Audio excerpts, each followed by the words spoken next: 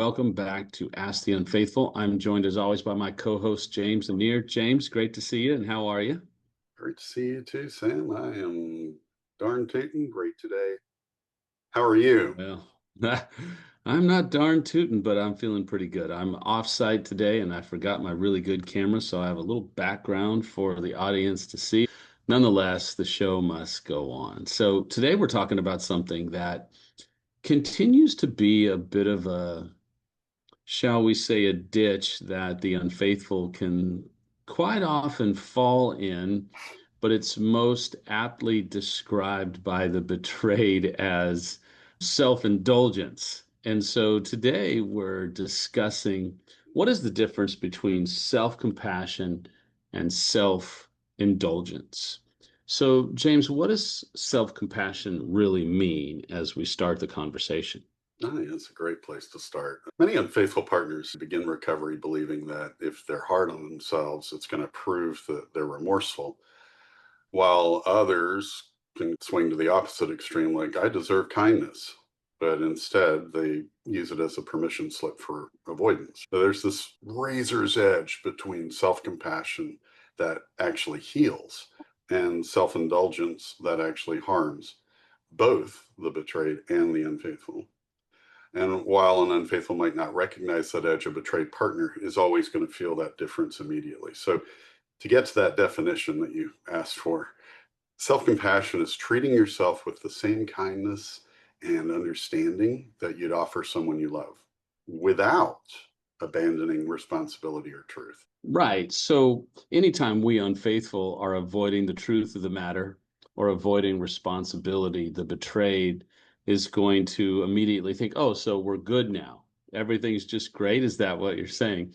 So as we talk about this, what are some core components that we can keep in mind as unfaithful, but also for the betrayed to look for and understand? There are some juxtapositions here that I'm just going to briefly outline. We'll certainly get into them as we go along. The first one is self kindness versus self criticism. What we're really trying to do with self compassion is to show ourselves self kindness, but not going into that too far where we're just rewarding ourselves and ignoring what has gone on. So, really, it's about replacing that this is going to be a strong term, that self hatred with a supportive, growth oriented inner voice. And the second one would be common humanity versus isolation, realizing and remembering, keeping it in mind that we're not alone in our imperfection, so that we're not judging ourselves by our lack of perfection. And lastly, mindfulness. I know not everybody likes that word, but mindfulness versus over identification. This is being able to observe the painful feelings inside us without letting them define us. It makes great sense. So why does this matter for the unfaithful, though? Why are these such critical components?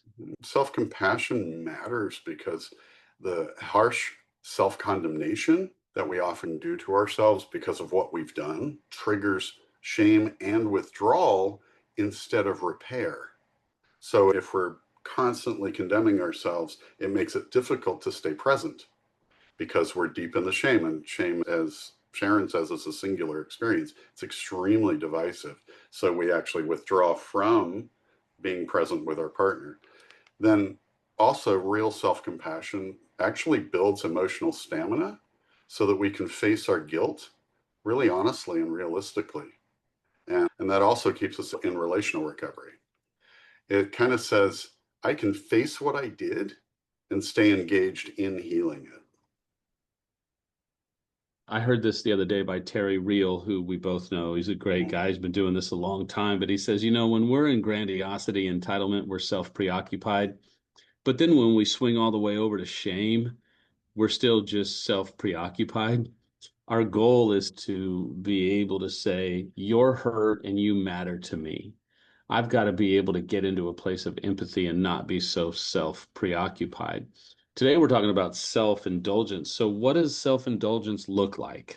So I'm actually going to add to what you were just saying that Terry Real said. And that's that quote that I brought up, I don't know, ages and ages ago in one of our podcasts, that is, self hatred is its own form of egotism. Yeah. I love that A quote. brilliant, So, brilliant statement. so really, you could actually say self-hatred, self-condemnation, and so on is actually self-indulgence, right?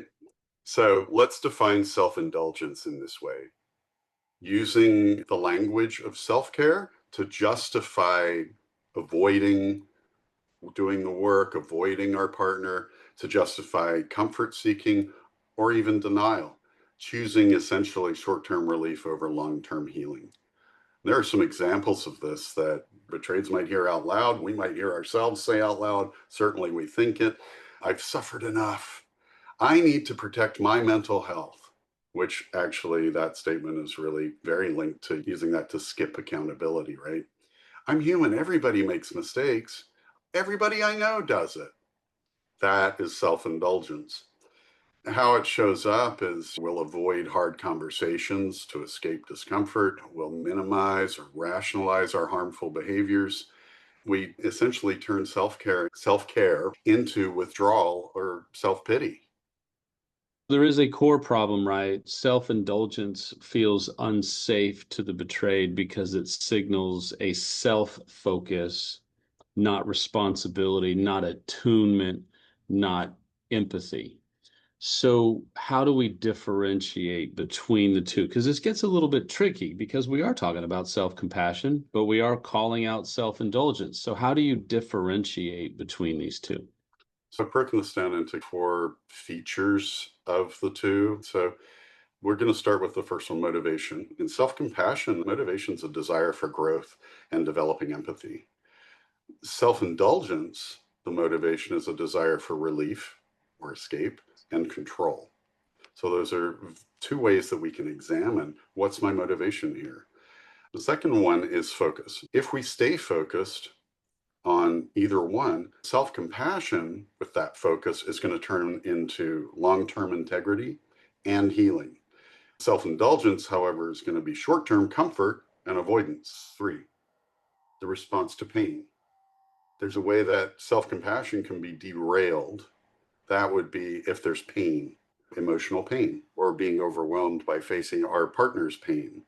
That can actually disrupt or make us lose motivation because it feels really awful, despite the fact that it's feeling worse for our partner. So it's the response to pain. If we're working at self compassion, we're actually going to face the pain, whether it's our own or our partner's, with care and coming from truth.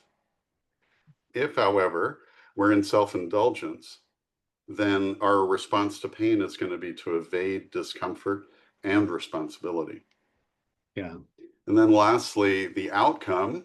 If we pursue self compassion, it's actually going to end up building trust with our partner and with ourselves, our inner selves, building empathy towards our partner, and building safety and connection. It's pretty amazing how that can work. And yet, self indulgence is going to fuel mistrust, stagnation, disconnection.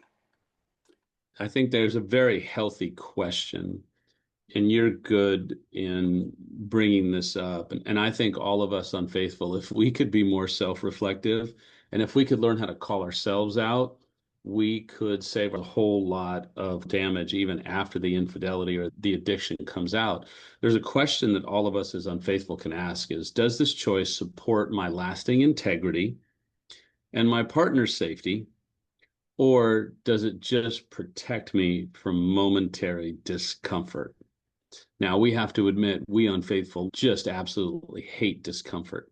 We absolutely despise it. We'll do whatever we can, but then there's a switch that finally flips and we say, if this is causing me so much discomfort, I probably need to lean in and I need to face it. I need to go head on into why this is happening because at the end of the day, self-indulgence harms our recovery and harms our partner. But maybe for a minute, you could talk about how self-indulgence harms us as unfaithful. We really need to look at that, right? The core truth of that is that it keeps the unfaithful emotionally immature because it prioritizes relief over repair. And part of our journey here is to grow ourselves up emotionally. Part of this is also being able to recognize it really clearly. And we went over that a little bit, but I'll just add a few more thoughts we might have or how it might sound to us or to our betrayed. I can't handle any more criticism. You're too hard on me. At least I'm trying. Can't you see that?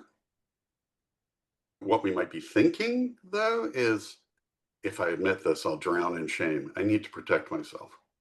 They'll never forgive me anyway, so why bother?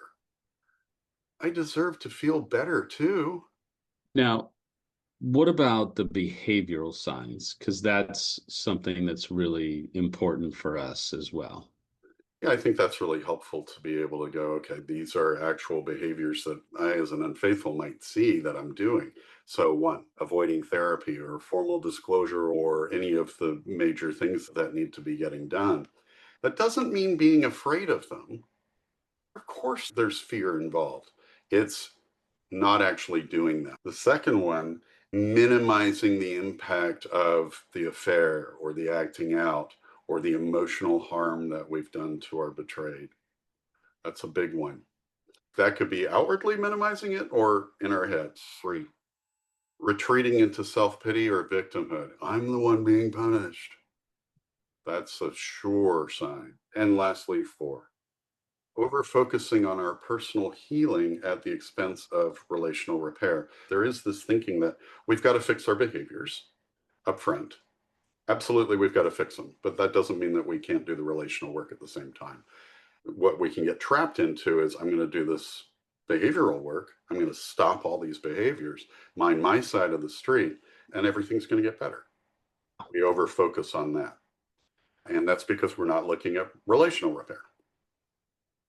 Self-indulgence is very damaging when you really extrapolate what we're talking about here because self-indulgence blocks empathy because we're centering and focusing on ourself. It breeds entitlement and defensiveness, which we all know that the betrayed has had more than enough of and just cannot stand. But it also leads to stagnation because there's no genuine change, there's no genuine shift. The betrayed sits here going, I'm so tired of hearing about your pain. I'm so tired of hearing about what you're experiencing.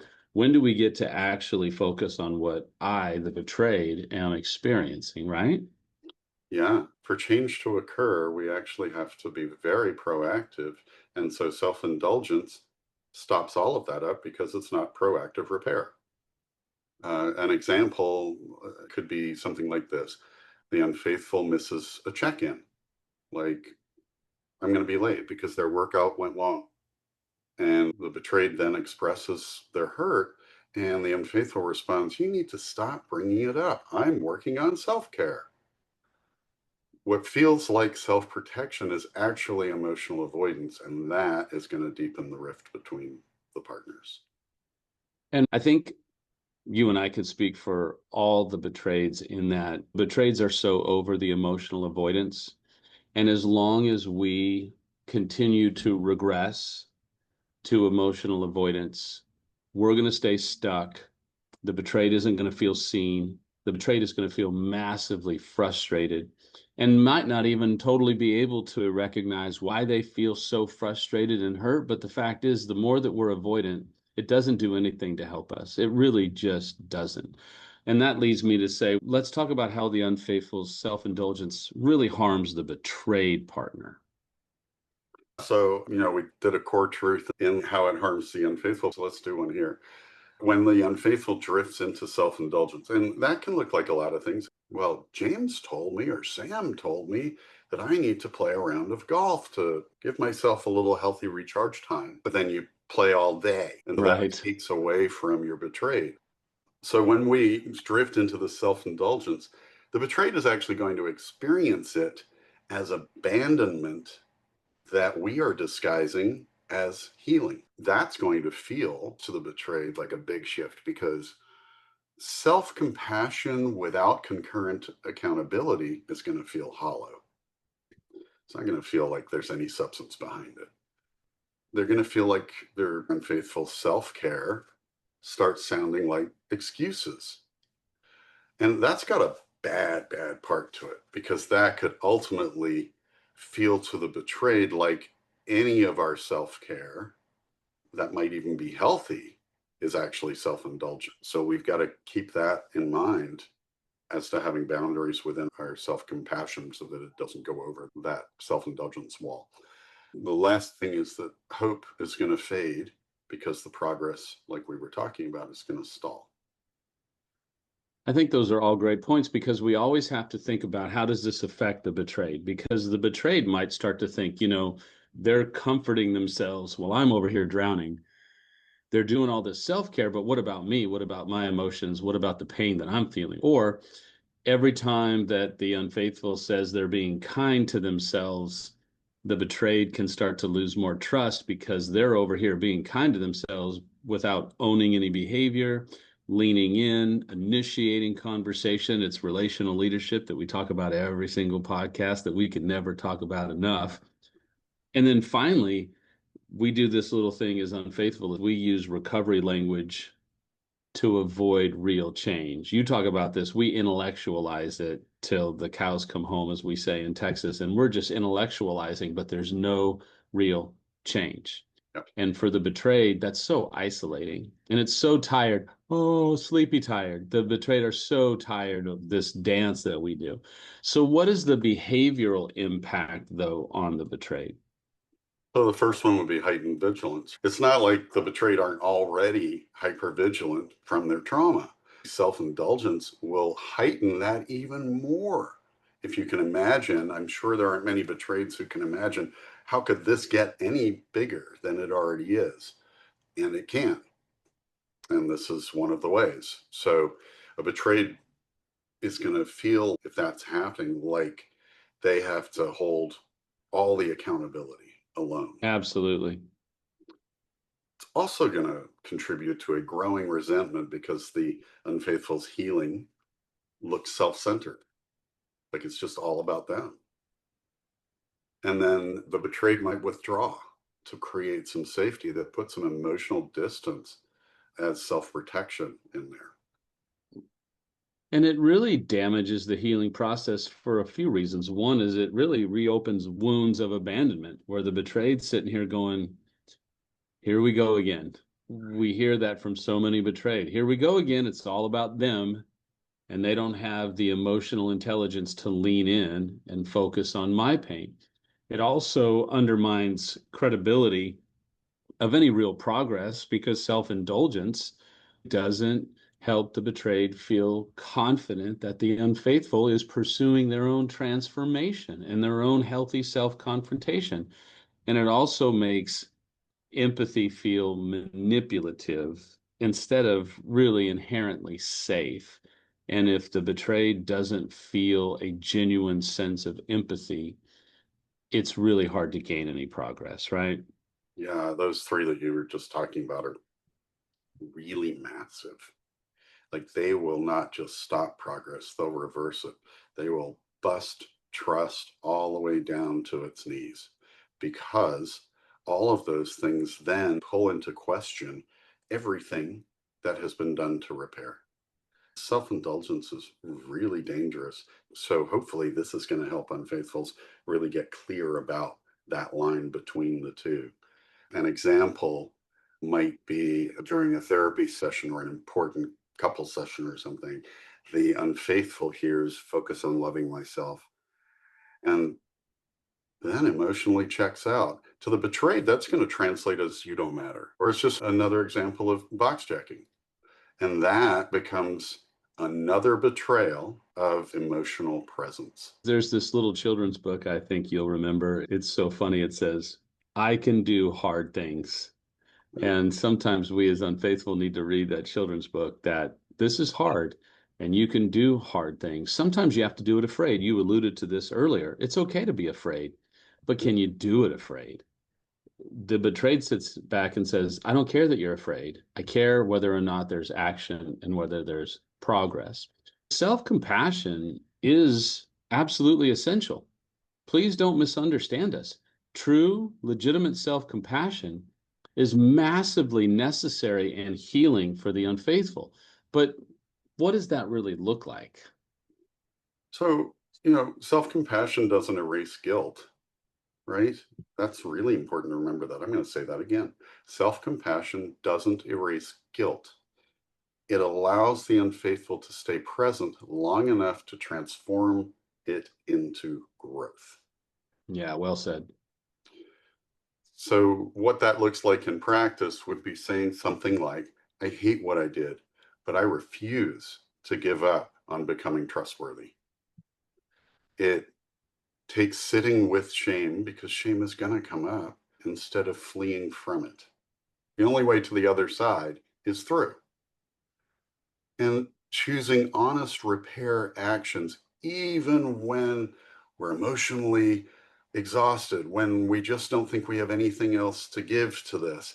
When we choose honest repair actions, it actually, believe it or not, creates energy because it's actually giving purpose and meaning to what we're doing. Because what we can consider thinking as unfaithful is I can face my partner's pain without collapsing or spiraling into self preoccupation all over again. It also makes us think I can hold on to my regret without making it about my suffering. How about I make it about their suffering, their pain, their hurt, their reminders, their triggers? If I can make it about that, I think all the betrayed would shake their fist with gratitude if we could shift in that. And then finally, there is a point where we can say, I'm learning to care for myself in ways that make me feel safe to love again. Because if I'm not taking care of myself, what do I have to give? So there is that surgical scalpel like balance of, yes, I have to take care of myself because my betrayed needs a lot from me right now. So talk about why this works so well in the life of the unfaithful. It promotes accountability. We talk about accountability all the time. We talk about being proactive. We talk about relational leadership, as you said. It promotes accountability by creating a balanced mindset that says, I can admit harm without disappearing into shame. It also builds resilience. So that emotional steadiness allows for us to be consistently empathetic and transparent. It's going to reduce those shame loops that we're so afraid of.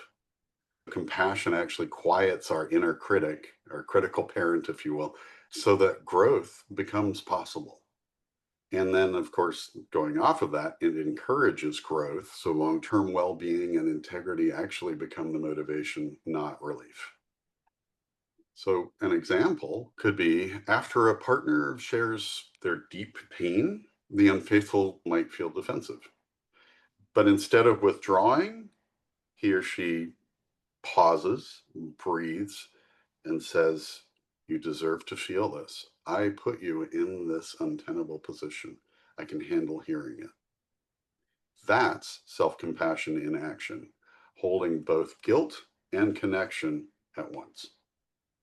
It's beautifully said. I want to highlight something that you said that anytime that we can reduce our own shame loops, man, we can just show up so much better for the betrayed, but also for our kids and the other people that might be caught in the crosshairs of our choices.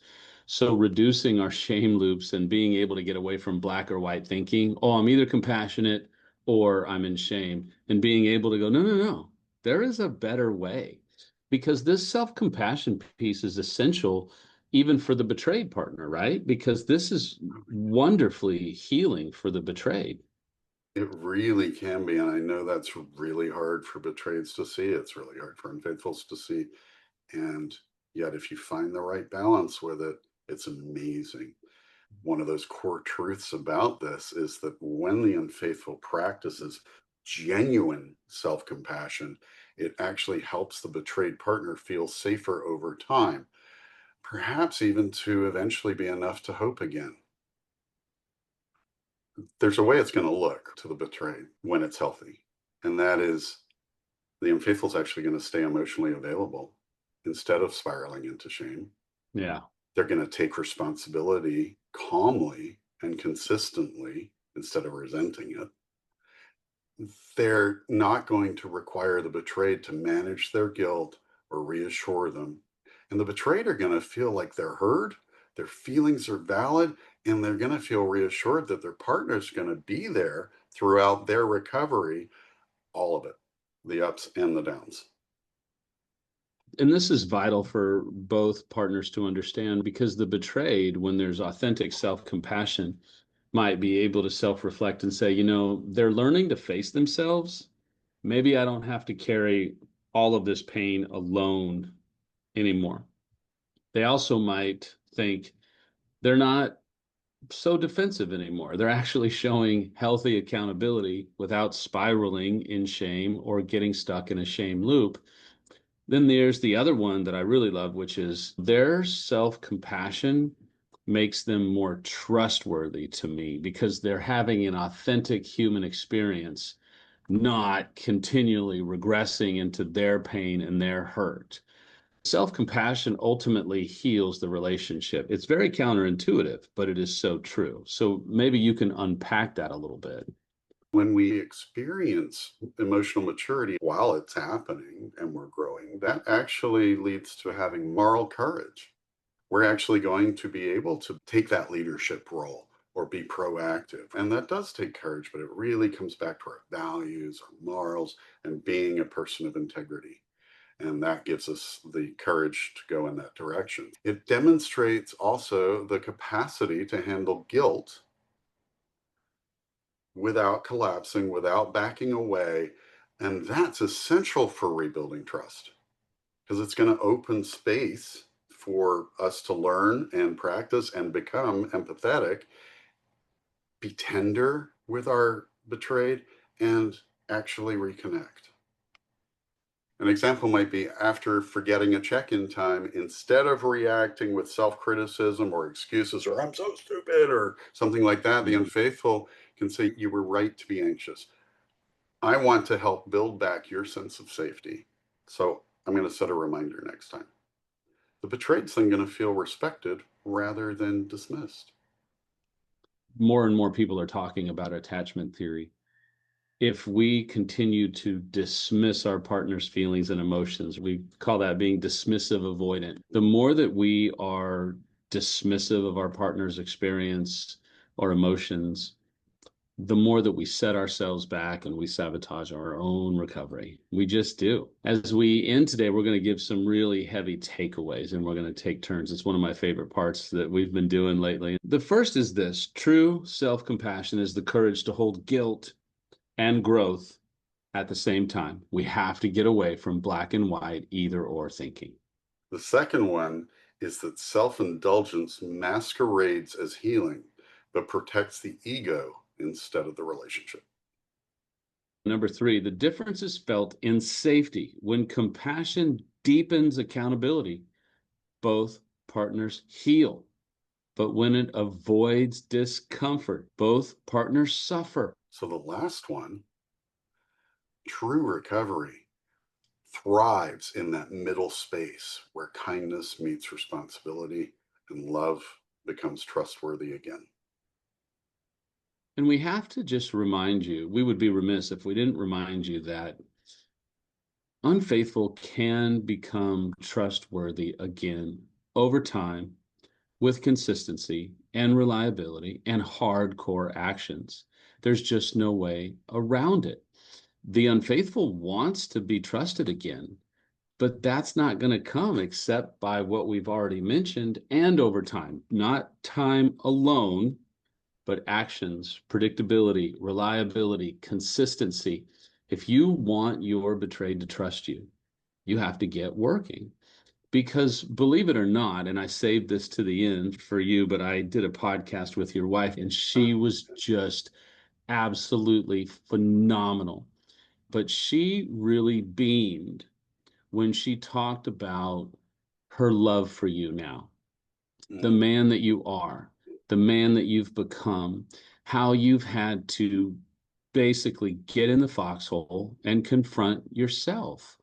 And she beamed with love and adoration for the man that you chose to become. So you're saying all these things because you've had to do them. I mean, there's never a podcast that we don't sit back and go, man, we've had to do so much of this, right? Yeah, this comes from our experience. It truly comes from our heart. I mean, I can't tell you how much I wish that they would create some sort of a wand or something, because if that meant that we didn't have a job, that'd be fine. We'd go find something else to do. There'd be so much healing taking place. In the absence of that wand, we're hoping that what we're bringing to everybody out there is something that will really help them make that journey, that progress that everybody deserves. And it's possible for those of you that are watching or listening. I want to end with this. Listen, you're basically getting a free therapy session every one of these podcasts. You're getting a therapy session on how not to do it from our experiences and how we blew it. If you could just not do what we did early on, man, your life would get a whole lot better. We assure you. As you put these into practice, use them as a workbook or a study guide. I had a client the other day and he showed me the notes that he takes on every podcast. And he Wow. goes, some podcasts, Sam, there's 10 pages of notes here. I make sure that I study this stuff. And I'm like, absolutely. And how are you doing? He said, we're doing great. I'm like, you have to work it. You have to work your recovery. It will not work on its own. It will not work it for you. You cannot go get a robot to do this work for you. I know that we're in football season. Football is a game of inches, but I'm sorry, men and women, recovery is a game of inches. And if you can take these notes and apply them on a daily basis, man, inches become yards, and yards eventually lead to touchdowns. And so, as we say goodbye today, we're just honored that you would spend time with us. We'd love for you to follow us. We'd love for you to subscribe. You can always leave a comment. We can't respond to all of them, but we do see all of them. And of course, we always love to hear from you in a short, palatable email. You can reach us at asktheunfaithful@gmail.com.